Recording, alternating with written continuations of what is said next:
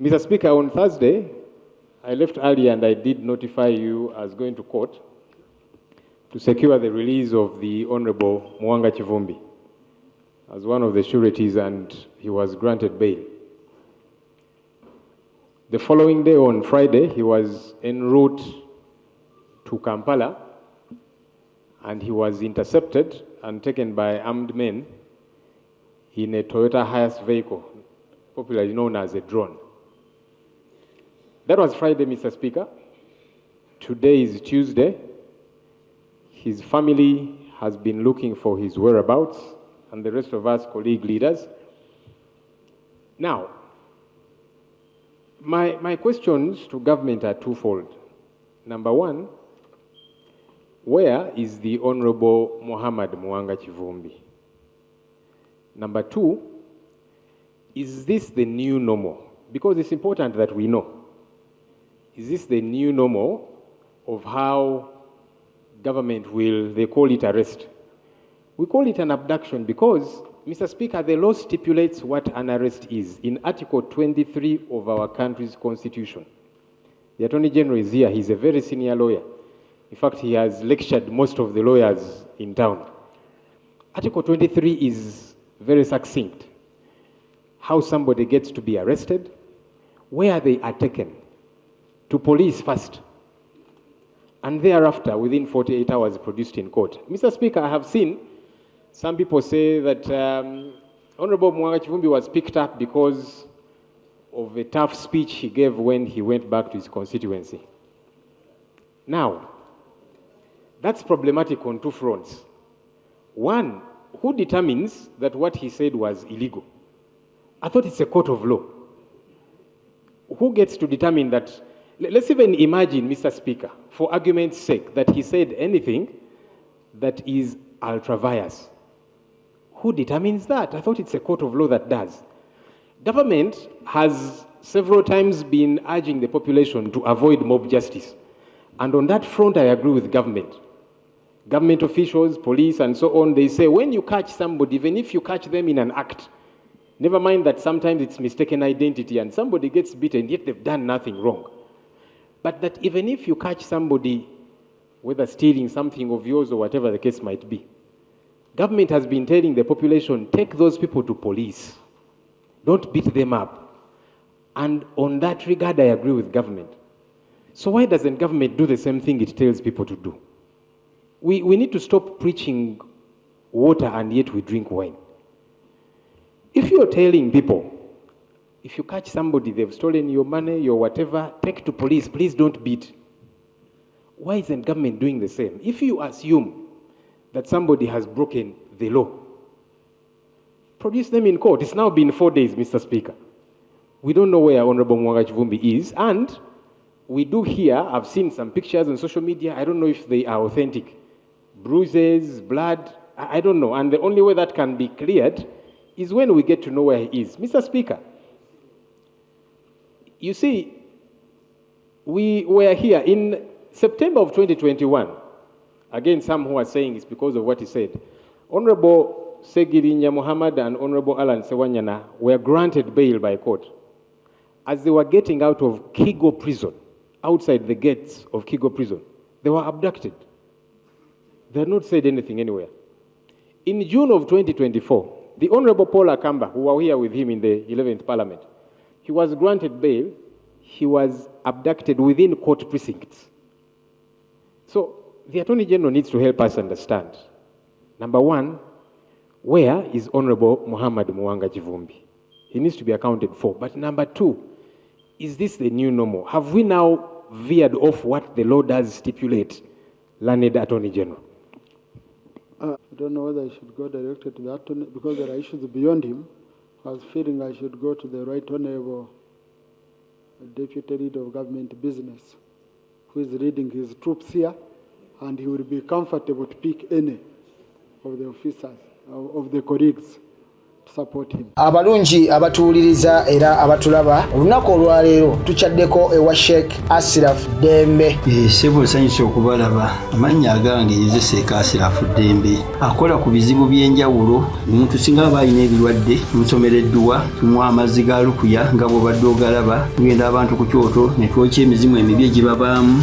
N'okulomba edduwa abantu singa abeera ng'ali wano atuuse nsobola okumulombera edduwa. Ne waba atatuuse nga mpadde amannya ge naye ng'ali wala. Neetaase ennamba yange yeeno eri 0701763711. Nammwe bannyinaffe abali ebweru oyagala okuba nti oyagala okulombera ku dduwa ng'olina ebizibu viza zibuze amaka gakolongotana ssente zikola zimpita mu ngalo ojja kumpeereza ekifaananyi kyo n'amannya go ebyo byokka bijja kummala nja kukulombera edduwa ojja kutereera. Olunaku olusembayo mu mwezi mba n'edduwa ey'awamu ffenna n'abalwadde bange abakadde n'abapya. Salaamu alaikum warahmatullahi wabarakatuh. I have heard him clearly, but for me also to be able to give you a fitting answer, I request that I return tomorrow and give you a fitting answer. Thank you, Mr. Speaker. And I thank the Leader of Opposition for his query, which I'm trying to answer as ably as I can do this moment.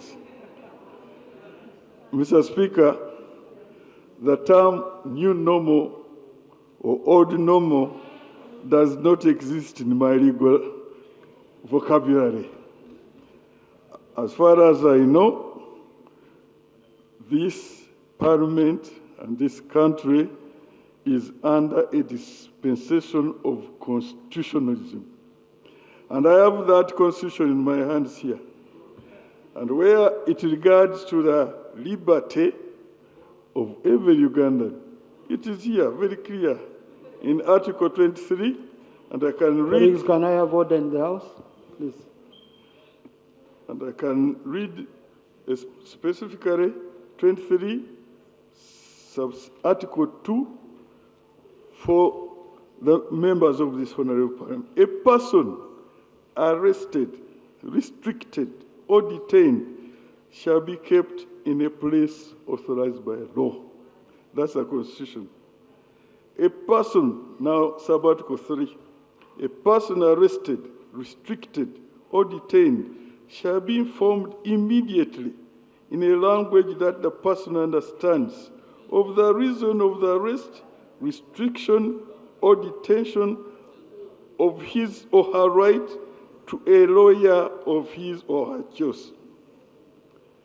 A person arrested or detained, for the purpose of bringing him or her before a court in execution of the order of court.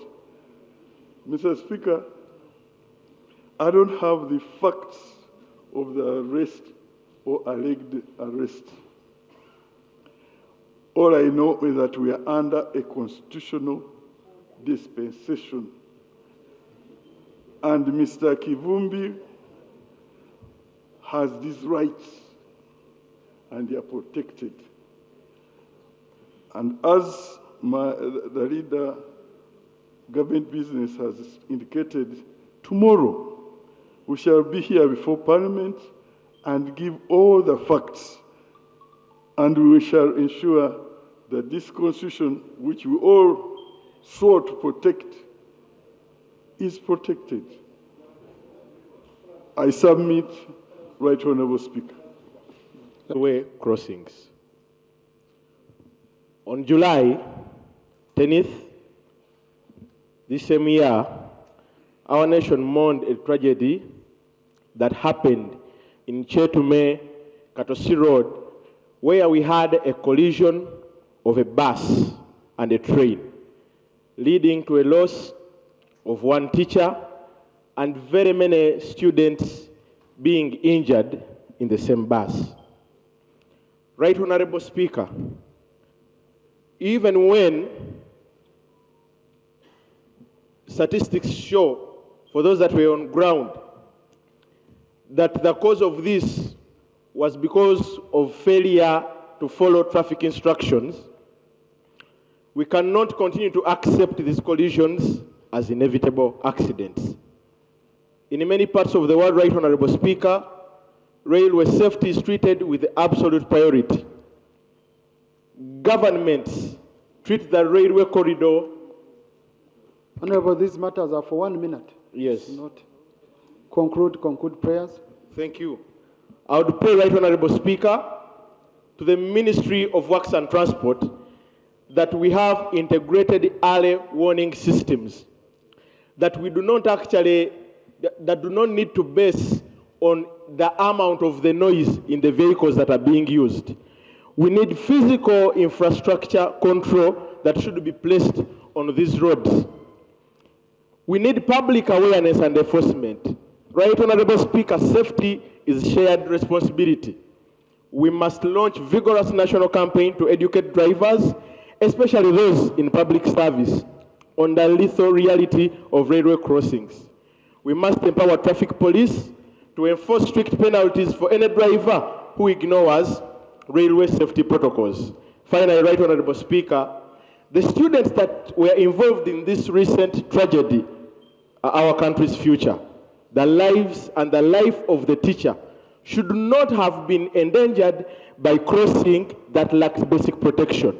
I urge this House to support a directive requiring an immediate safety audit of all railway crossings across the country and the allocation of the necessary resources to modernize them. We must act today so that no more families have to endure the pain of such preventable loss. Thank you, Right Honourable Speaker. Thank you.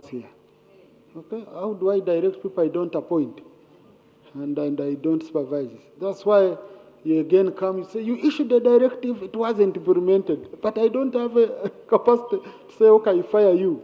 I think we've been working as colleagues. Whenever we say a minister, we request a minister, I see them responding. Okay, I think that's a more humble language. Right, Honourable? That video went viral. I know there's a minister for traffic, for internal affairs, but it is mainly to do with what Honourable Maseruka is raising. When the train is crossing, we should block the roads. Simple, not a traffic person going and, you know. I don't know what you can say about that issue of all river crossings in the country being protected so that we don't lose more people. The colleagues, this matter has been deeply discussed in Cabinet. We share this concern, and the government is taking steps to rectify this situation. So Right Honourable, we can, okay, let the matter be followed up by the Committee on Physical Infrastructure as it's doing its work. And then they will report on the floor. Honourable Twijuchire Boaz. Honourable colleagues, I have received a letter from the President returning some bills dated 10th July 2026 and addressed to the Right Honourable Jacobo Maxons Obos, Speaker of Parliament. The Income Tax Amendment Bill 2026 and the Excise Duty Amendment Bill 2026. In accordance with Article 91, Clause 3B and C of the Constitution of the Republic of Uganda, I hereby recommit Clause 11 of the Income Tax Amendment Bill 2026 and Clause 2E of the Excise Duty Amendment Bill 2026 to Parliament for reconsideration. This is on account of the following observations and concerns. A. Income Tax Amendment Bill 2026. Parliament passed Clause 11 of the Income Tax Amendment Bill 2026, which amends Section 131 of the Income Tax Act to impose withholding tax on winnings from betting and gaming, calculated as the difference between the payout and the stake. However, in passing of the bill, an additional provision was introduced exempting winnings derived from land-based casinos licensed under the Lotteries and Gaming Act from withholding tax. The exemption creates opportunities for tax avoidance and revenue leakage. By removing an entire category of gaming winnings from withholding tax, the amendment creates incentives for transactions to be structured through land-based casinos in order to obtain a tax advantage not available to other gaming operators. In addition, the amendment creates an unjustified distinction between land-based casinos and operators conducting substantially similar gaming activities through online platforms. Both derive income from the same economic activity, and there is no justification for exempting one category while taxing the other. B. Excise Duty Amendment Bill 2026. Parliament also passed Clause 2E of the Excise Duty Amendment Bill 2026, which increases excise duty on single-user plastics from 2.5% or USD 70 per ton, whichever is higher, to 25% or USD 1,500 per ton, whichever is higher. The proposed increase is substantial and is likely to impose significant cost pressures on manufacturers engaged in the production and use of single-use plastics. It may adversely affect production, investment, and employment within the sector. In addition, viable alternatives to plastic packaging are not yet readily available in Uganda. I, therefore, consider that the matter requires further study before the proposed increase is implemented as a policy measure for advancing environmental conservation objectives. Recommittal. Given the above observations and concerns, I'm constrained to assent to the Income Tax Amendment Bill 2026 and the Excise Duty Amendment Bill 2026. Accordingly, I hereby recommit the following provisions to Parliament for reconsideration as follows. 1. Clause 11 of the Income Tax Amendment Bill 2026 be amended to read: the Principal Act is amended by substituting for Section 131 as follows. 131. Withholding of tax on payments for winnings of betting or gaming. 1.